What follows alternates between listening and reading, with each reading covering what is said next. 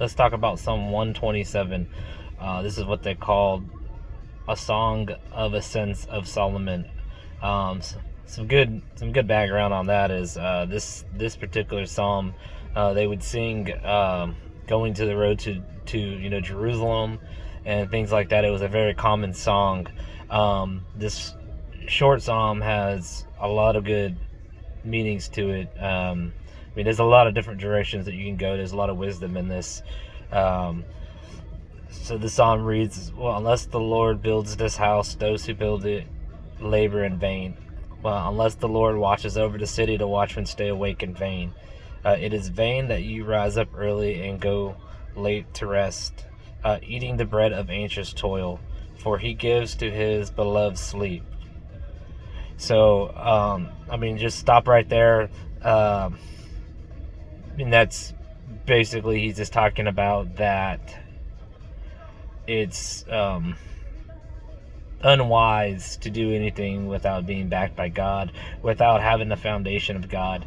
Once you have that foundation of God, then everything falls into place. But when we try to do things on our own, that's when things start going wrong, or things don't go how it's planned. And so the psalm continues to go on. It says, behold, children are heritage from the Lord, the fruit of the womb a reward. Like arrows in the land of a warrior are children of one's youth. Blessed is the man who fills his quiver with them.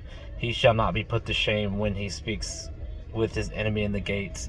That particular passage right there, that section, God's telling us that our children is our heritage. Like in ancient times, that's what it used to be. Like it's just like now. Your children carry on your legacy. They are the heritage that you have, and so I didn't really understand the last part at first. Whenever he talks about your quiver is full. And it says that you should not be put to shame when you speak to your enemies at the gate, or in the gate. And I was like, what does that mean? Well, so in ancient times, like, your children would be your protection. That's your protection. So, if you had enemies come to the gate and you had a large family and you had a lot of children, those children would be there to protect you and to protect your property and to protect it. So, you're blessed when you have the children, and then we train them up and we send them out.